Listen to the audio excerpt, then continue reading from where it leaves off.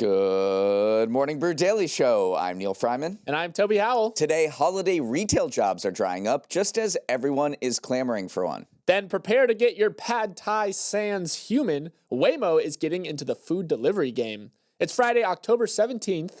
Let's ride.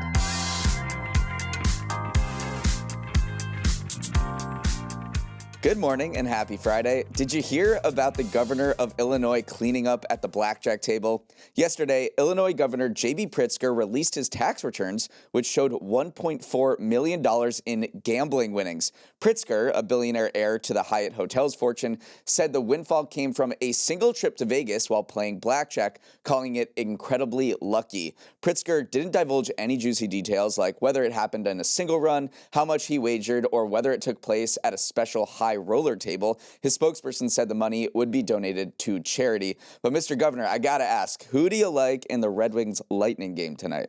I mean, that is a heater of all heaters, but he's worth $3.9 billion, so $1.4 million, kind of like you or me winning $100 at the table. Entirely plausible, especially at a high roller table where you can bet, $25,000, $100,000 a hand. But the New York Times talked to a pro gambler to see what his take was on the whole situation. He said, I quote, "Oh my God, someone actually declared their gambling winnings," because most people do not do that. They just say, I probably lost more than I won in the past year, so they just leave them off entirely. But maybe Pritzker wanted to disclose it so someone would ask him the question about his heater of all heaters at the blackjack table, 5D chess. But congrats to him, I guess. Didn't even know government officials were allowed to gamble, so you learn something new every day. And now a word from our sponsor, Remarkable. Neal, when did you last feel like you had a truly productive workday? Hard to say. What was your start date here? Very funny. But if you want to be productive, you should get the Remarkable Paper Pro. When there's nothing to distract you, when you're organized, it's just easier to get ahead at work. Remarkable Paper Pro helps users to slow down and achieve more by being productive with their time spent working. This thin, minimalist tablet is designed to feel and sound just like writing on actual paper. But you can also turn your handwriting into typed text, use the reading light to work anytime, and structure your work with dozens of built-in templates. And most importantly, Remarkable's mission is about helping you think better. That means no apps, social media, or any other distractions, just you and your thoughts. Whether you're in a meeting or deep in a creative session, this paper tablet helps you think better. You can try Remarkable Paper Pro for 100 days for free. If it's not what you're looking for, get your money back. Visit remarkable.com to learn more and get your paper tablet today. That's remarkable.com. This holiday season could see a lot of job seekers being left out in the cold. While interest in seasonal positions is spiking, fewer employers are looking to bring them on board, leading to potentially the worst Christmas hiring environment since 2009. A new report from Indeed laid out the glaring imbalance in holiday job interest and holiday job availability. Searches for seasonal jobs rose 27% at the end of September compared to last year and were 50% higher than in 2023. On the other hand, seasonal job postings were up just 2.7%.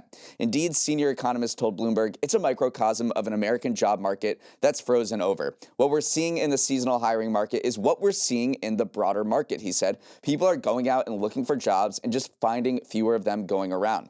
A separate report from Challenger, Gray, and Christmas adds to the worries. They found that retailers intend to add fewer than 500,000 seasonal jobs this winter, which would be the lowest number in 16 years. Of the companies that announced seasonal hiring plans, Bath & Body Works is looking for 32,000 workers, 700 fewer than last year. Michaels wants an extra 10,000 employees, 5,000 fewer than in 2022. And Santa is hiring 800 elves, half of last year's total. So bottom line, if you're looking for a holiday retail position, as so many of us have done, start your search now because the competition is going to be fierce. I'm aiming for that elf job up in the North Pole. But this is indicative of the broader job market as well, the low hire, low fire environment that we currently find ourselves in because inflation has constrained margins a little bit. It's pushed down discretionary spending. You are seeing these things filter through the job market at this point. I think back to our conversation with Fed President Austin Goolsbee yesterday. Great interview. You should listen to that if you haven't. It was on yesterday's show. But he basically said that we are at this equilibrium point where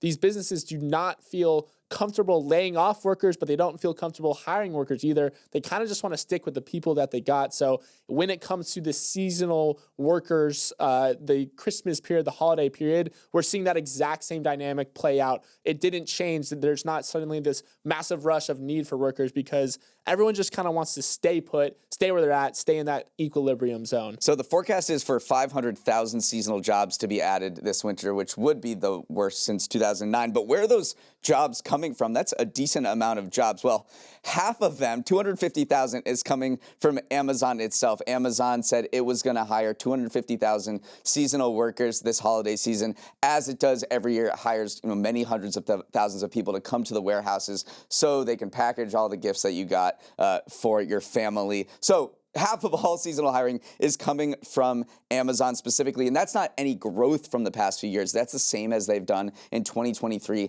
and 2024. Yeah, Amazon is essentially the seasonal job market at this point. It is a monoculture when it comes to it because they're just so much bigger. I mean, you're talking about Bath and Body Works hiring 700 less people. Amazon is 250,000 people. So this was not always the case. During the 2000s, 2010s, no single employer represented more than 15 or 20% of the total holiday hiring. Now, one company basically drives the entire seasonal workforce at this point. The one thing, a data point I'm also looking at is the lack of data point coming out of companies like Target, UPS, Macy's, Kohl's. They haven't disclosed seasonal hiring targets yet, which is a big difference because last year around this time, they had already done so. So they're being a lot less transparent this time around. So sometimes no data is worse than some data because how bad must it be is if you want to read between the lines, if they're not saying anything at all, are they not going to hire any workers or did they just not want to disclose lower amounts than the previous years to set off alarm bells? They're definitely going to hire workers, but yeah, I think the fact that they're not saying anything at all is indicative that they're certainly not going to hire more workers than in years past. So it's going to be a tough seasonal job market out there. Moving on, Uber wants its gig workers to pick up more gigs in between trips. Later this fall, the ride-sharing company is introducing a new job category called digital tasks that will allow U.S. drivers to earn money for completing small online assignments. No, they're not handing out math homework. Instead, these mini assignments are things like uploading restaurant menus, recording audio samples in different languages, or other data-related micro tasks that take just a few minutes to complete and yield small payouts. What's the method behind the madness? All roads lead back to AI. As AI companies run low on material to train their models, Uber is marketing their AI solutions arm as a way to get high-quality data and model training tasks all completed by Uber's vast network of independent contractors. Neal, you can almost see the boardroom meeting where this program came to be. For Uber, it gets to monetize its workforce during downtime. For AI companies, they get more high-quality data, and gig workers are the ones left doing the actual work for a little extra dough. Yeah, maybe your first thought, as mine was are these drivers going to be fidgeting with their phones, filling out all of this, data labeling stuff while they're driving or while they're waiting? But no, Uber says that it will be away from their cars. This is just another way that they're trying to leverage their army of freelancers. Drivers wouldn't say they're freelancers, but in order to make some more money and also help Uber in the data labeling business, which has absolutely boomed in the past few years because AI, large language models, need a lot of data, and they don't just need a lot of data, they need a lot of data that is labeled and cleaned up. You can't just force feed it, some raw, huge data sets because it won't exactly know what to do with it. Thinking back to Meta, which bought Scale AI, which is probably the biggest data labeling company out there, paid $14 billion to bring Scale AI on board. Now that's valued at $29 billion, and it's not just related to large language models, but also robots. There are these robot AI startups that are paying up to $150 an hour for you to do physical tasks in the world, like folding laundry, loading dishwashers, or making an espresso, because they need to learn, the robots need to learn from humans if they want to make humanoid robots. So it's not just happening. Uber, they're probably not paying them anywhere close to $150 an hour, but this data labeling business is absolutely booming. It's going to come to maybe you or I, if we want to make a couple extra bucks, we could start folding laundry. But you are correct. It is buck is actually probably a better term than bucks at this point, because the example that Uber gave when they rolled out this new program was uploading a menu yields you $1. So again, it's not life-changing money, but again, Uber's sort of messaging around this is it is another way for our freelance workers, for our contract employees to make money during their downtime. And they're not the only ones doing this. You can go on Upwork and find data labeling jobs right now on other freelance platforms. And then also, this is not the first time that Uber has experimented with extra gig work for its gig workers. Remember, 2 years ago, it tested out this program where you could hire an Uber driver to come do a household task for you, assemble furniture, something like that. So they're always looking for ways to utilize this workforce and give them more opportunities to earn. The big question mark here too is, are drivers actually training their replacements right now? Because whenever you talk about AI, it leads to autonomous driving, which leads to a world without any Uber drivers anymore. And Uber said that no, this is separate from it. They say that the data obtained from driver tasks will not be used to develop driverless vehicles. So that's just a little bit of a PR landmine that they're trying to skirt around, saying, we're not making you train your own replacements right now, which would obviously be a bad look for them. Uber isn't the only one shaking up the gig economy. Waymo is also trying to deliver more than your drunk self home after a night out. Yesterday, it announced a new partnership with DoorDash to test out an autonomous food delivery service across the Phoenix area. Customers will be able to choose a Waymo option in the DoorDash app to get their grocery or meal delivered by car. Just car. That means no tip either, unless you want to tip car. Waymo spokesperson said that the program is meant to boost fleet utilization because the same autonomous cars can serve both passengers and deliveries. It is also looking to capture a portion of the nascent robot food delivery market, which is already seeing tests in the so-called last mile delivery segment. Serve Robotics has rolled out sidewalk robots to deliver burritos for Uber Eats in LA, while DoorDash is also debuting a tiny electric delivery robot in Phoenix that's 1/10 the size of a car. Neal, the trend here is one, blurring the line between moving people and moving goods, and two, the last mile is starting to go driverless. Personally, I like my food delivered the old-fashioned way via fork because I made it myself at home. This is going to be a key test of Americans' laziness, because already they're going to be ordering delivery to their home. But if you live here in an apartment in New York City, you know that delivery drivers sometimes come up to your apartment, or if you live in suburbia, they get out of the car and bring it to your porch. I mean, is our American consumers going to balk at that? Because you are, in this case, what DoorDash and Waymo are doing is you have to go out to the trunk of the car, open it, and then get your meal, and then bring it back into your home. And I know it sounds so silly that we would be so inconvenienced to leave our house to get a meal that we ordered delivery from. But it will be interesting to see, at least in this Phoenix test case, whether consumers say, well, I'd rather do that than maybe add $3 or $4 tip for a driver. And maybe this whole thing is intended to bring costs down across the board because you don't have to pay humans. But we'll see how people respond to that. I was also thinking on the other side, because the restaurant workers themselves are now going to have to come out and put them in the car before, someone would come in, pick up the restaurant. So there is just some logistical, we're talking about last mile delivery, but we're now talking about last 30 feet delivery. When you don't have a human in the midst, what does that look like? Which I think is a very valid question. Waymo has also aspired to have a delivery business in the past. Early on in the company, this is a subsidiary of Google, they made deals with UPS, Wayfair, JB Hunt, and Uber. They wanted to apply their autonomous driving technology to last-minute delivering, to long-haul trucking. This has always been, the other pipe dream. As long as moving humans, let's move other stuff around. And they kind of slowly sunsetted that program to focus on robo-taxis. Now they feel robo-taxis are in a good spot. Let's dive back into this world again, see if people will, exit their homes to pick up their burritos that were already delivered in a self-driving chariot directly to their front door. All right, we're going to take a quick break and come back with Neal's Numbers. Welcome to Neal's Numbers, the segment where I share 3 stats from the news that's typically on a Thursday, but we pushed it to Friday because this week's been a little chaotic scheduling-wise. For my first number, the U.S. passport used to be the envy of the world. Now it's about as good as our soccer team. In the latest Henley Passport Index, the U.S. dropped out of the world's top 10 most powerful passports for the first time in 2 decades. We're currently in 12th, tied with Malaysia, compared to 7th last year and number 1 10 years ago. what does it even mean to have a powerful passport? The rankings reflect how many countries a traveler can visit without needing a visa, a number that's been dropping for U.S. nationals as America increasingly isolates itself from the world. The creator of the index, Christian Kalin, said the steep decline of U.S. passport strength was a sign of its waning superpower status. It's, quote, more than just a reshuffle in rankings. It signals a fundamental shift in global mobility and soft power dynamics, he said. Nations that embrace openness and cooperation are surging ahead, while those resting on past privilege are being left behind. That's because reciprocity has a lot of influence in passport rankings, as in, we let people in from your country visa-free, and you do the same with us.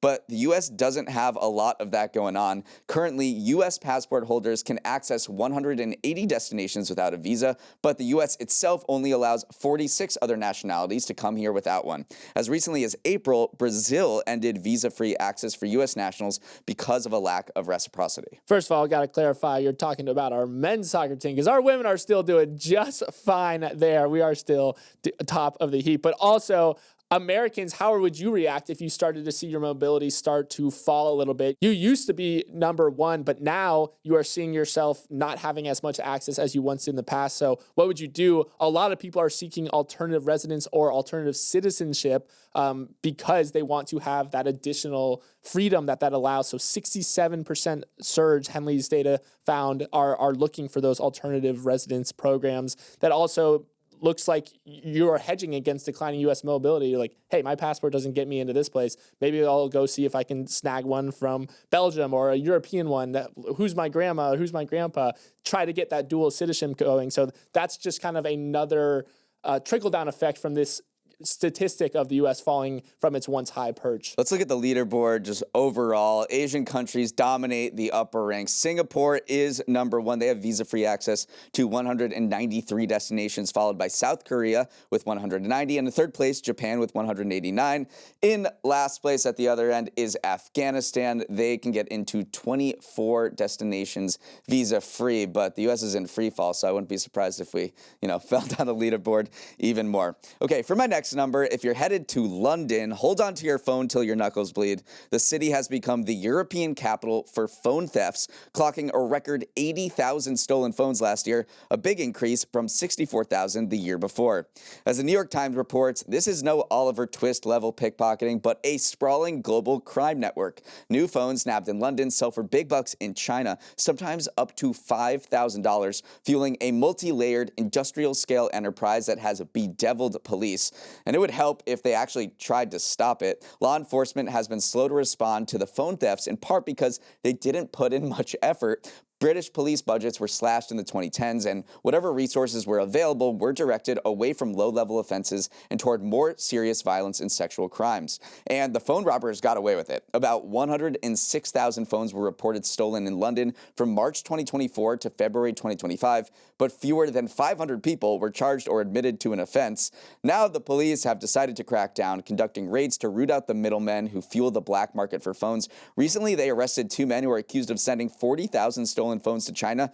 They were seen in Costco buying 1.5 miles worth of aluminum foil to wrap around phones so they wouldn't transmit a tracking signal. There are so many little things that kind of all culminated in this epidemic of phone theft. So one of it is the fact that they figured out that tin foil and aluminum foil was an integral part of this entire system. So 1.5 miles, you could literally buy anything at Costco. But the other part that definitely enabled this is e-bikes, actually. Lime bikes were introduced into London in 2018, and they've turned out to be the perfect getaway vehicle for phone thefts. They're very easy to ditch. They're very easy to pick up. They're quiet. They're fast, actually. And police say we don't even try to chase these people because, one, it's just too dangerous for us going through crowds. And two, we couldn't track them down even if we did set after them. So e-bikes have been a massive enabler for this as well. And then also humans are an enabler too, because you forget that the thing you're carrying around your hand all day, this tool that's always in your pocket, is worth $1,000 on the black market, 1,000 quid, excuse me. We're talking about London here. So you're not necessarily paying attention when you're just looking at your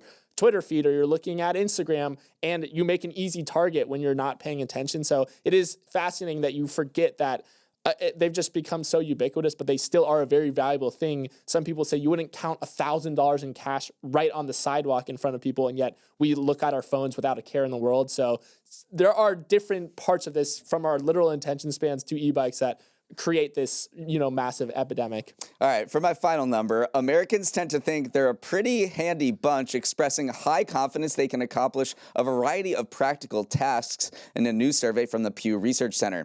So Pew asked American adults whether they could accomplish each of 12 different practical activities, and many replied, oh, easy. 95% they could definitely or probably remove a stain from their clothes.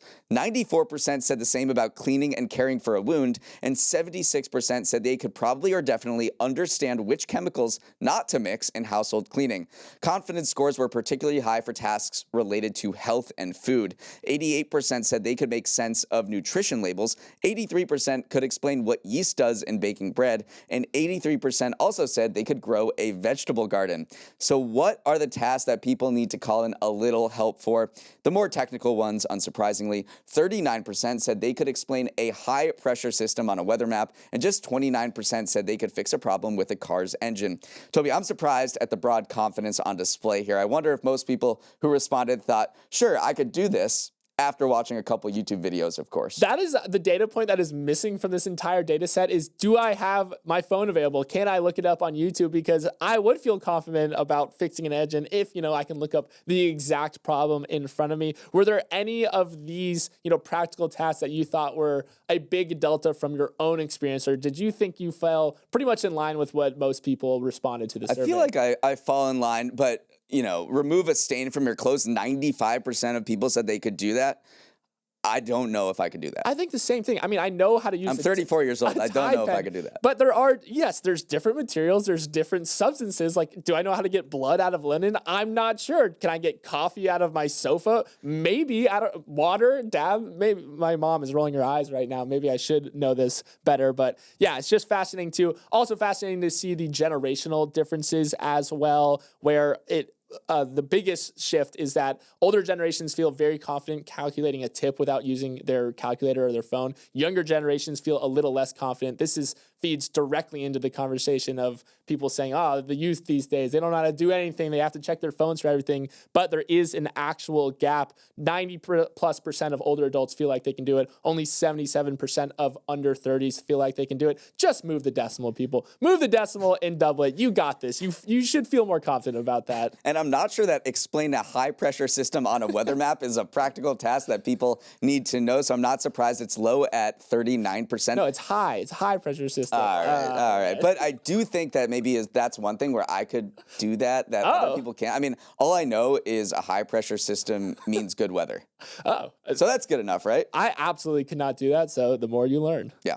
All right, let's sprint to the finish this Friday with some final headlines. It's not Silicon Valley Bank all over again yet, but regional lenders took a beating on the market yesterday after two banks warned they were exposed to alleged fraud by borrowers, adding to the growing worries there might be some rotten loans hidden across Wall Street. Zions Bank lost 13% and Western Alliance Bank tumbled 11% after making the disclosures, while investment bank Jefferies dropped more than 10%. Safe haven assets like gold, silver, and bonds jumped as investors started to bite their nails. All of a sudden, it's become a nervy time for the banking sector. Remember, two auto industry companies, First Brands and Tricolor, collapsed in spectacular fashion over the past month, leading JP Morgan boss Jamie Dimon to warn, quote, when you see one cockroach, there are probably more. Maybe they're starting to find the colony. Yeah, we woke up this morning and sure enough, the European stocks, their bank index fell nearly 30% in early trading, and it honestly feels like not this again. Remember, we go back to the regional banking crisis that was set off by Silicon Valley Bank collapsing a few years ago. That trickled into the world economy, the global economy, where European banks also were affected by that. So to see them start to react to this news as well, you start to think about Jamie Dimon's cockroach comment. And now we are wondering, are we going to start to see a couple more of those pop up? We are going to see this today because a lot of U.S. regional banks are reporting earnings. Truist Financial, Huntington, Fifth Third Bank, Regions, and Comerica are all set to report. So suddenly these regional bank earnings, while big bank earnings came in pretty stellar, we're going to look a lot more closely at these smaller banks to see if some of that contagion is spreading. Moving on, pour one out for TiVo. The iconic baboop-sounding commercial fast-forwarding little magic box quietly ended sales of its device and accessories this month, bringing to end one of the most iconic runs in TV history. When TiVo launched in 1999, it totally redefined how people watch Law & Order reruns. It allowed viewers to pause, rewind, and record live TV, rendering commercials a thing of the past if you were patient enough to pre-record. It became a verb unto itself, regardless of what DVR you had. I distinctly remember TiVoing episodes of American Idol growing up, even though we didn't even have TiVo. But all good things must come to an end, and TiVo wasn't built for the streaming era we now find ourselves in. TiVo and other DVRs were built for cable, recording live from channels, but the rise of Netflix and others rendered that model increasingly obsolete. Neal, I just caught the tail end of TiVo's cultural zenith. Do you have any memories from using this fantastic piece of tech? Yeah, as I was reflecting on TiVo, I think the one thing that my family used it for that I clearly remember was when the Summer Olympics were overseas. I think it was either Sydney in 2000 or Athens in 2004. There's so much awesome stuff going on while you're sleeping. So I think we pretty much just recorded every single competition on TiVo, and then when we woke up in the morning, ripped through it because a lot of stuff in the Olympics can be a little boring or drag out or have a lot of commercials. So we just used TiVo, recorded everything, and then watched it all later. And it was absolutely revolutionary for that, but also for just TV watching in general. And now you can do all of the same things that TiVo pioneered with streaming services, and a bunch of the cable providers also rolled out more first-party tools. TiVo still lives on. They're trying to become an operating system platform, and they're diving more into software and automotive entertainment. So you might start seeing them in the backseat of your cars on those screens. But absolutely, what a run. Changed the way people watch TV. I'll be forever grateful for TiVo because I watched so many fewer commercials than I was initially expecting to. All right, finally, prepare for your world to be prepare for your world to be turned upside down. Chicago's infamous rat hole was not made by a rat, according to science. If you haven't heard of the rat hole or Splat Tattooey, it's a viral attraction in Chi-Town where people make pilgrimages to an imprint on a sidewalk that looks like a giant rat got stuck there. And why wouldn't it be a rat? Chicago was named the rattiest city for the 10th year in a row last year. But then the Buzz Killingtons got involved, postdoctoral researchers. They studied the rat hole like it was a Law & Order crime scene and published a study in a real scientific journal this week that concludes the rat hole was made not by a rat, but by a larger rodent. They said with 99% certainty it was left by either an eastern gray squirrel or a fox squirrel. I'm all shook up, Toby. What else is Chicago lying about? Are you about to tell me the bean isn't actually a bean? Or there's not a person trapped inside the bean? That's another Chicago lore. But the squirrel does make a lot more sense. Unfortunately, those pesky doctoral researchers make a good point. One, they call out that squirrels are active during the day when concrete is most likely to be poured, so that is one check in the squirrel's box. Also, the absence of footprints around this rat hole suggests that it fell from above rather than scurried across. Again, makes sense. Squirrels are probably in trees, rats not so much. And then the proportions of it looks like the reason why they call it a rat is because it looks like there's a little rat tail, but squirrel's bushy tail just probably didn't leave a mark, and so that explains the tail as well. So unfortunately, they make a lot of good points. I don't think anyone cares. They're not going to start calling it the squirrel hole. I think it's still, the rat hole, and it's going to be part of Chicago lore from here until... This is a thing Chicago people do. They call things by their own names. I mean, the Sears Tower switched to the Willis Tower in 2009, and I don't hear anyone ever call it the Willis Tower. They just say the Sears Tower. So people are absolutely going to still call it the rat hole, as they should. All right, that's all the time we have. Thanks for starting your morning with us. Have a wonderful Friday and an even better weekend. If you have any feedback on today's episode, send a note to morningbrewdaily@morningbrew.com. Let's roll the credits. Emily Milliron is our executive producer. Raymond Liu is our producer. Our associate producers are Olivia Graham and Olivia Lake. Hair and Makeup is learning how to identify a high-pressure system. Devin Emery is our president, and our show is a production of Morning Brew. Great show today, Neal. I wish you all well.